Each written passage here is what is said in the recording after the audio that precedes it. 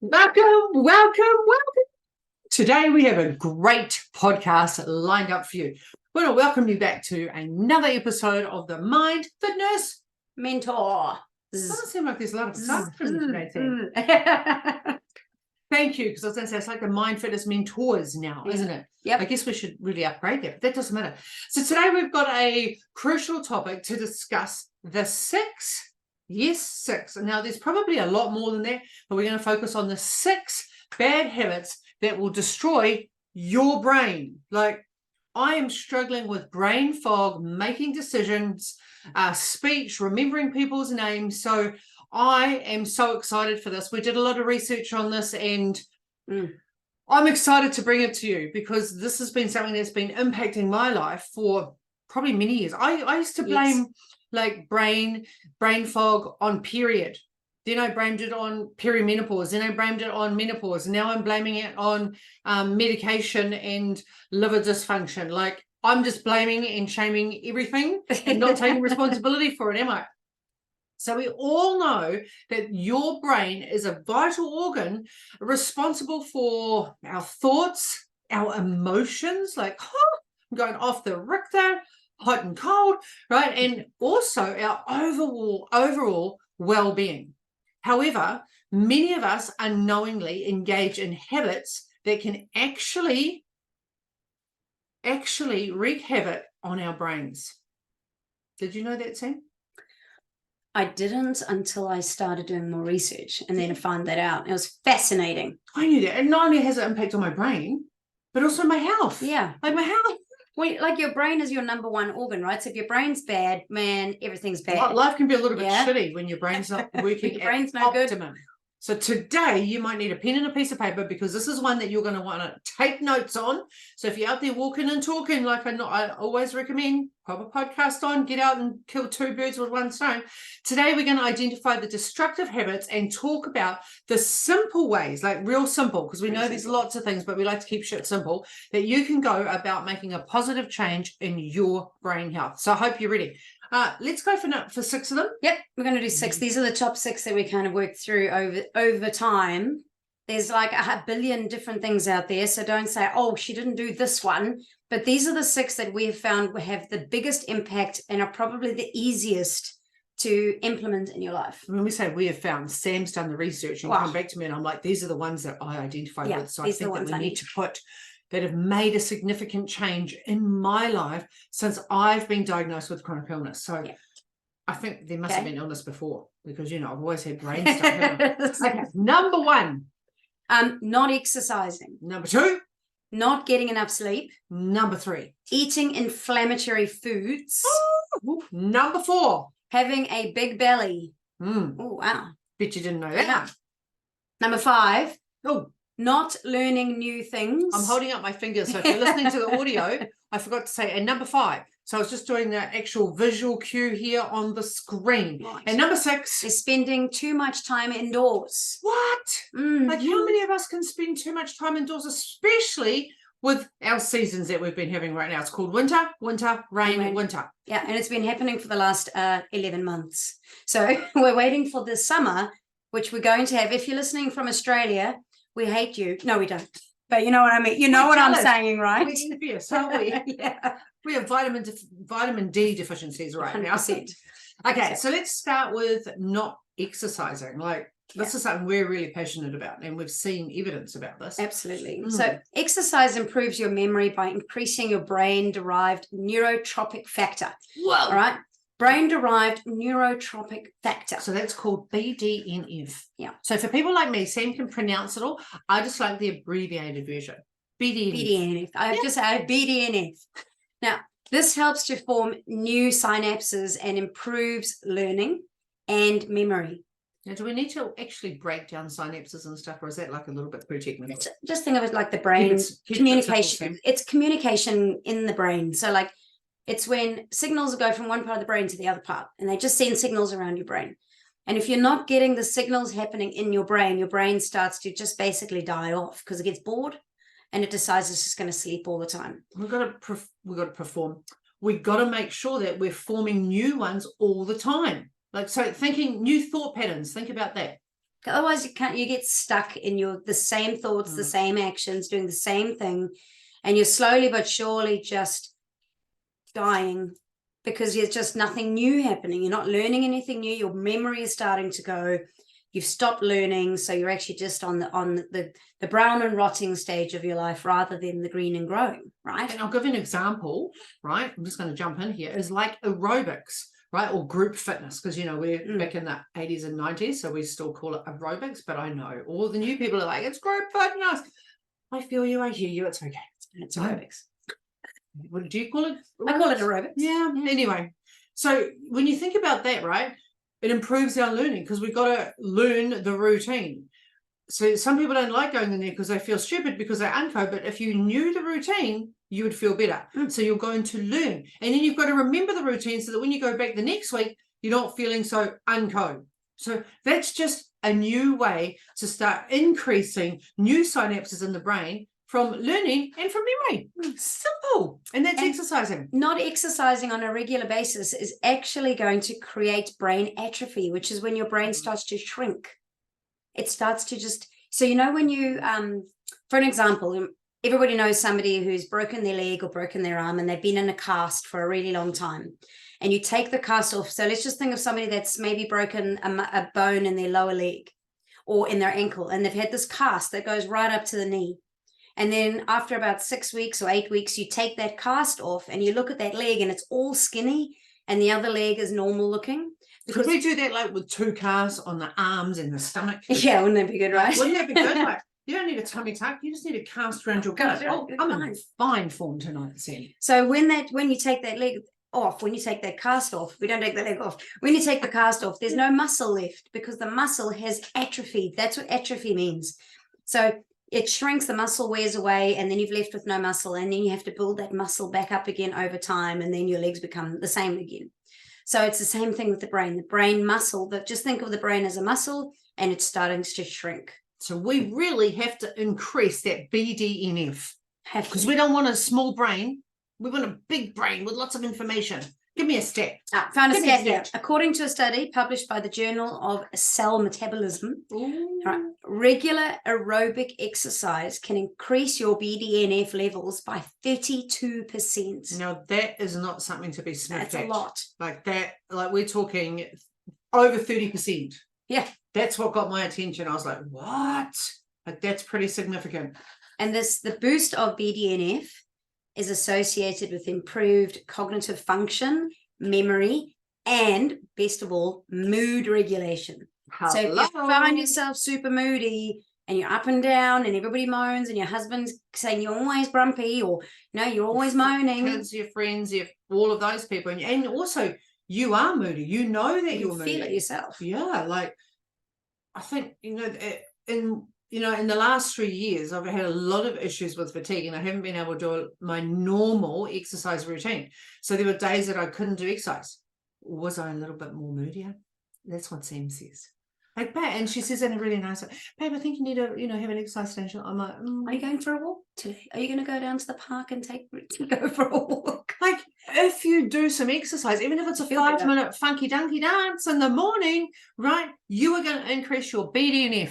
Like, come on. Let's get that BDNF up. People say, why have you joined the gym? I just wanted to increase my BDNF. They're going to be like, huh? Because my brain function is important. That's what you need to tell people. People don't understand that. And when I learned the stats on this, I was like, you got to put that in our podcast, babe. I loved it. I loved it. I loved it. All right. Next one. Okay. Well, next one. No, give me a quote. You gave me a quote the other day, and it was, exercise is the single most powerful tool. And I can't remember the rest, but I was like, I think it was something about your brain function, to like improve your brain function. To optimize brain function. There we go. So obviously I need more exercise. And that was from a doctor, Dr. Wendy Suzuki. Like, if I don't even know who Dr. Wendy Suzuki is, but she is very intelligent. She's a doctor. Yeah. So if she says that, she has a high BDNF. All right, number 2, we're not getting enough sleep. Now, I can already feel some of you are just rolling your eyes at us right now. I get you, right? I'm also hearing so many women, this is massive for you. Like, this is one of the biggest complaints with personal training clients and coaching clients right now. This is what our clients have been like most upset about, and it's consistent about. Like, in the last 5 years, we've noticed a massive increase with our women coming to us saying, I just can't sleep. You gotta get some sleep. That's not just about, why though? Why? You know, people always think, oh, you know, we always say go sleep, go sleep, go sleep. And, you know, sleeping for weight loss is another big one. But this isn't about weight loss. This is about your brain, right? So when you're not getting enough sleep, you can't form or maintain pathways in your brain that let you learn and create new memories. Like, did you know that? You got to be able to form those new neural pathways, eh? Like, you just got to be able to do it. So basically, think of exercise as waking up your brain and actually allowing yourself to learn. Yeah, and then when you sleep, right, you create new pathways. And it's like a storage thing at nighttime. Like, everything that happened in your day, it starts to sort itself out. If you don't get enough sleep, it becomes harder to concentrate. Listen to me in my speech today.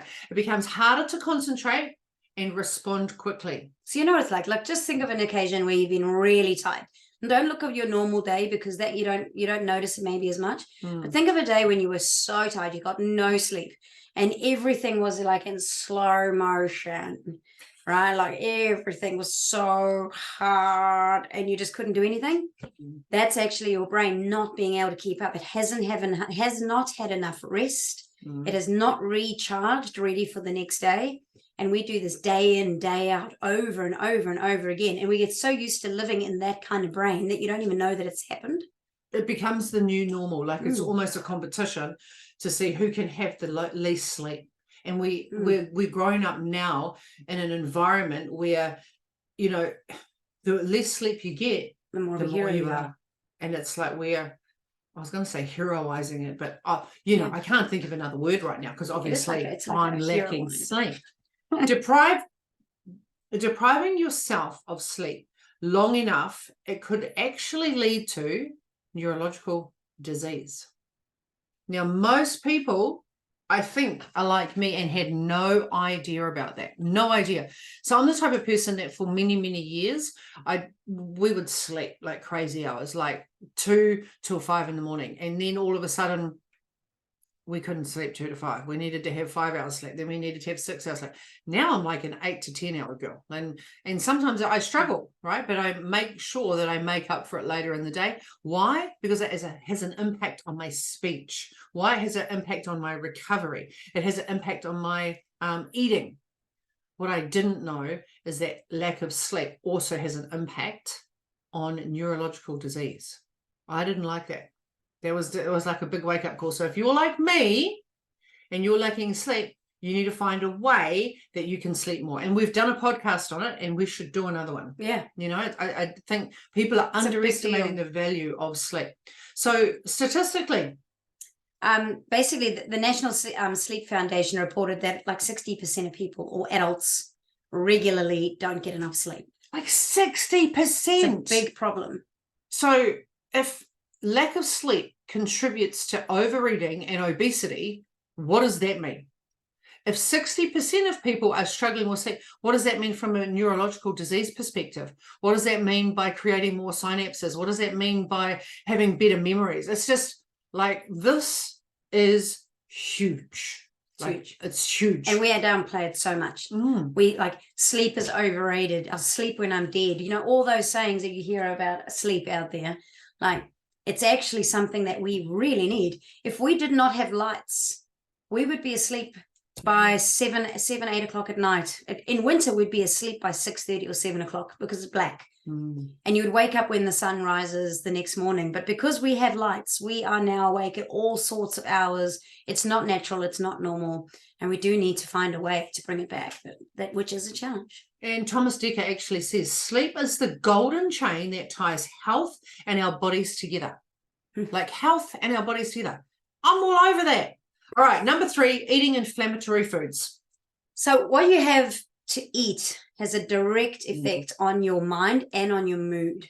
Now, you notice, I know you've seen this before. A diet high in foods that are fried or processed can lead to chronic inflammation. And there's a lot of people out there that have no idea that they're living in a chronically inflamed body because their body is so used to dealing with the inflammatory foods. And you're so used to the feeling of whatever it feels like after eating, like burping all the time and having a sore, sort of a bloated tummy. It's just become the norm for your body. And the other thing I want to mention here and not get too much into it is people think chronic inflammation is only seen as obesity or mild obesity. I'm going to call bullshit on that. My body is inflamed. It's inflamed.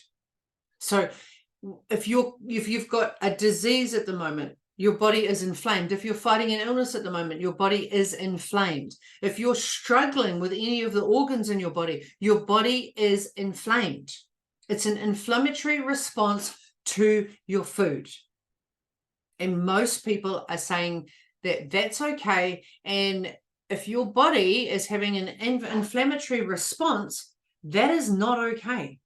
It is not okay. I mean, I've heard people say, doctors even say, oh, don't stop eating gluten, even though you do get a bloated stomach, because if you stop eating it and then you start eating it again, it's going to be way worse. Isn't it just the indication that if you get bloated from eating something, your body doesn't like it, stop eating it and never eat it again? It's not it's like you're allergic to peanuts, so don't eat peanuts, but try them again in a month's time and let's just see how bad it is. It might get better by then. You know, like, it's just crazy. I just find it crazy the way that people think about foods that really, really hurt the body, and yet we want to find a way to keep eating it because we really like it, but we can feel it hurting the body. So if you've got swelling from food, like you've got bloating, if you've got farting, if you've got pooing, if you've got burping, your body doesn't like it.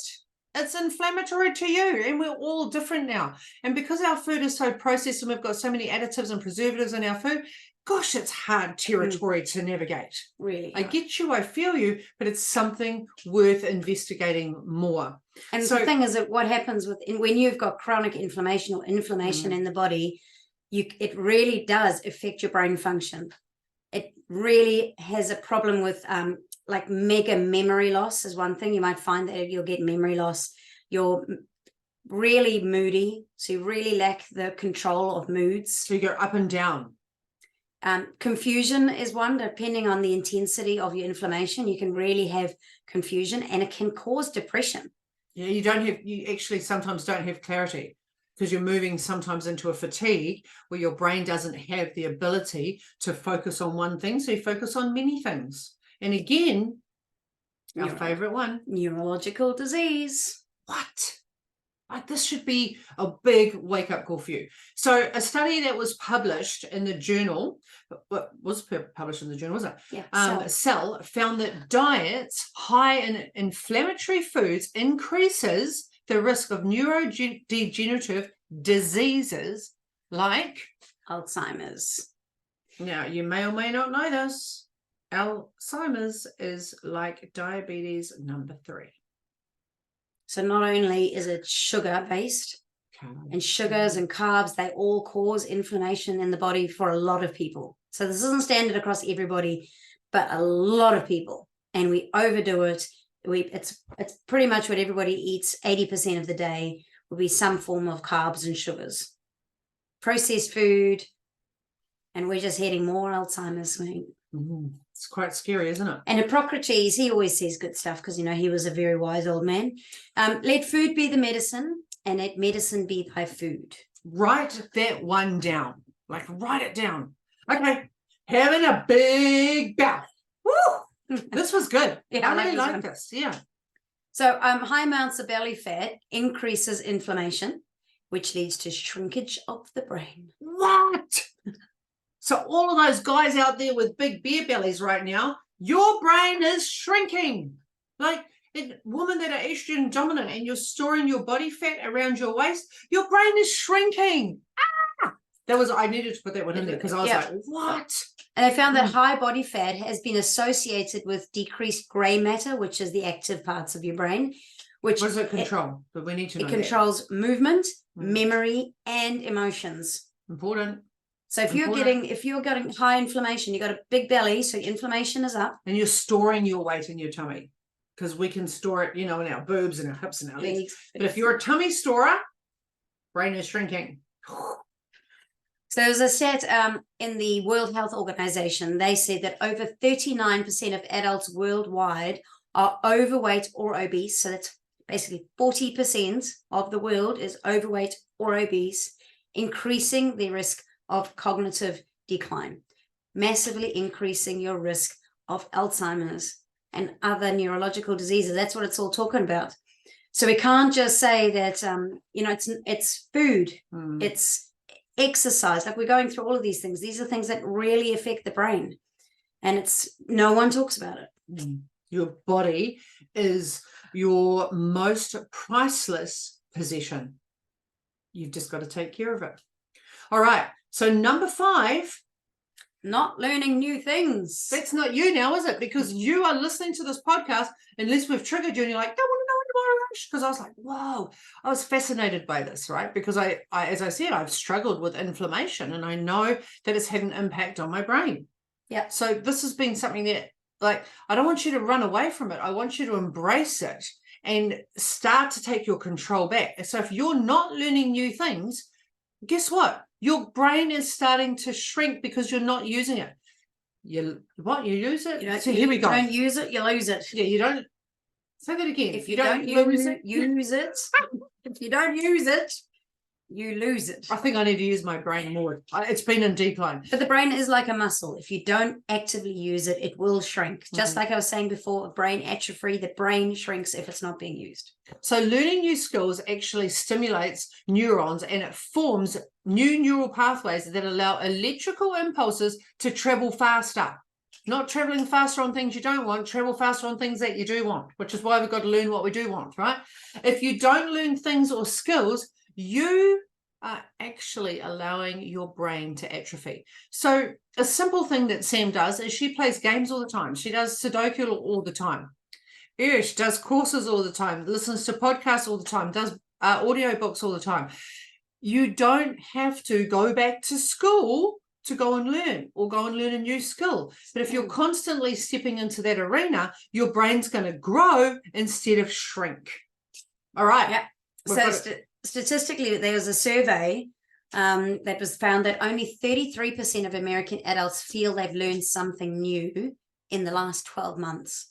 So I would say that that's probably the same across the world. I mean, America's a massive population. So if you look at 33% of people that have not learned anything new in a year, like, that's ridiculous. Well, it's crazy. Like that, like, we live so much in our routine, it's crazy that that's how our life has become. We get up, we sort out the kids, we take them to school, you then go to work, you sit at work all day, you do your job, you then go shopping, you come home, you pick up the kids, you come home, you do the washing, you make some food, you send them to bed, and then you start all over again. It becomes what did you learn that day? Sweet FA. Yeah. Sweet FA.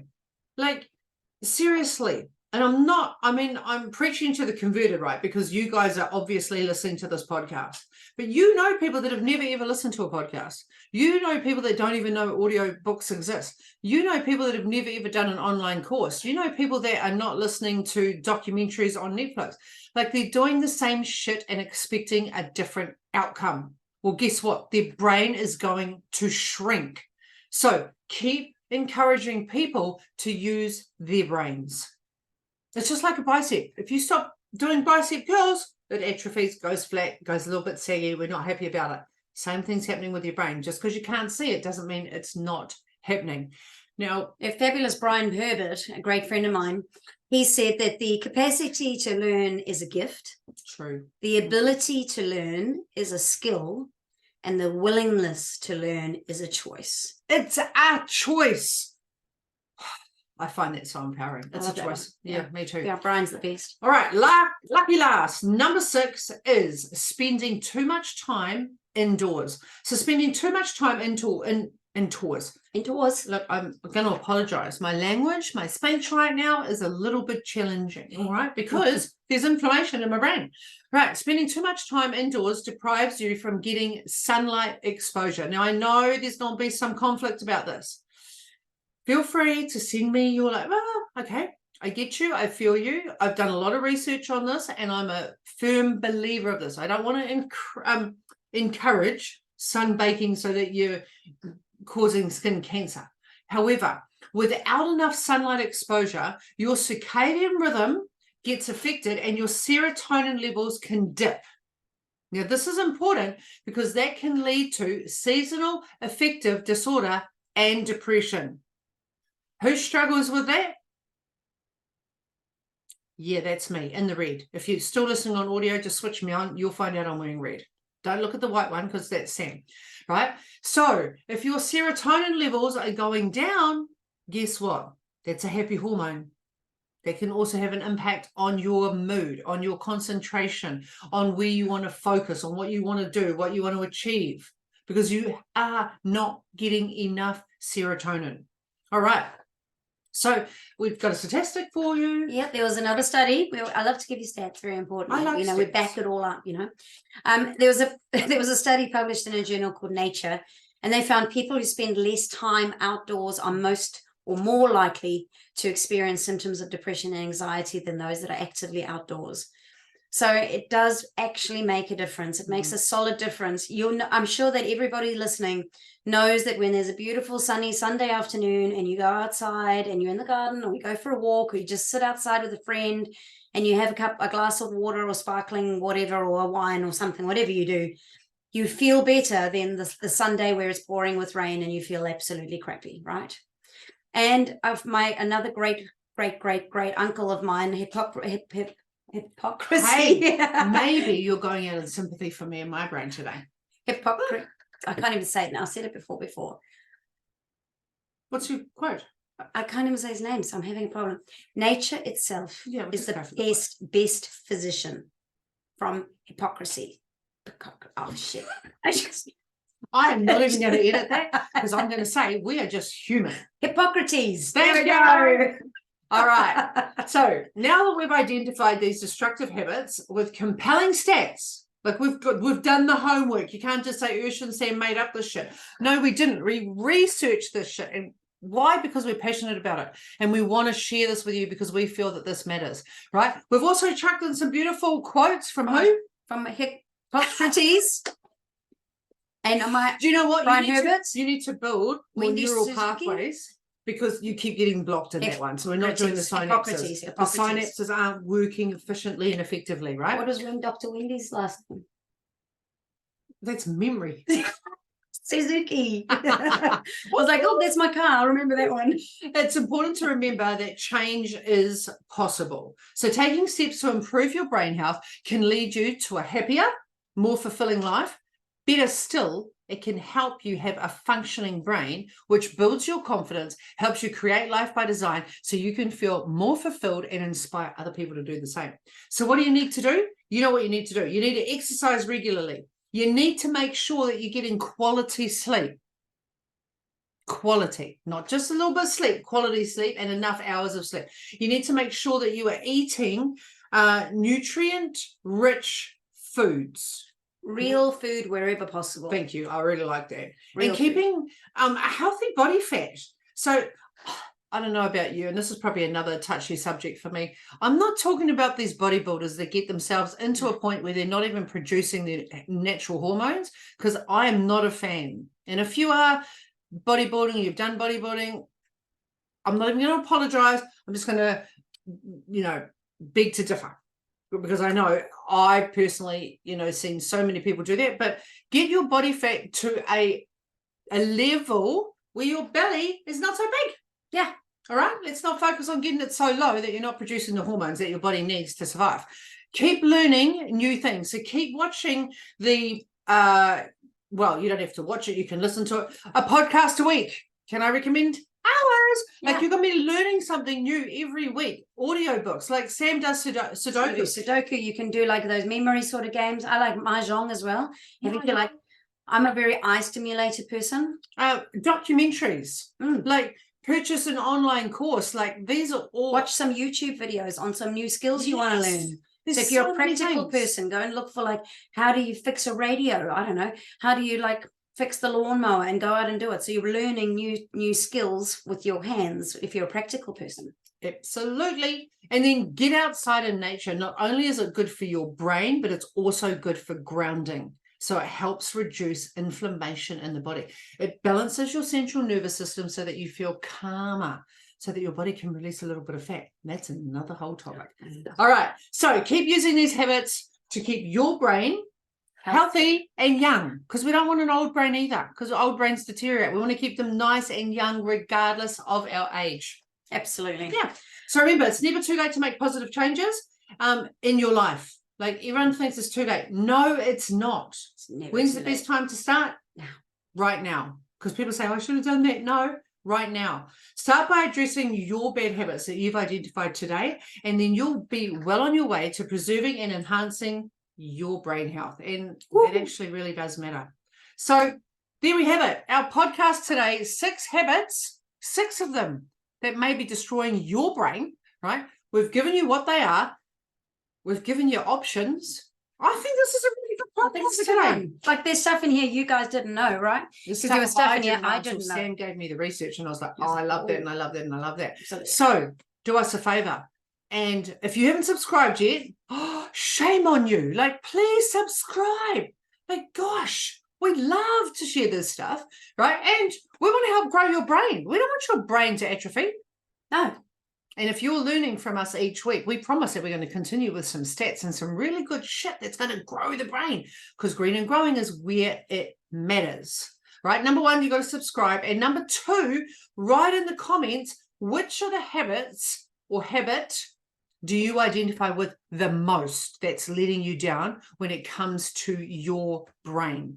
And are you committing to improving that habit, or are you committing to one of the others? You only need to commit to one. Don't have to do all 6.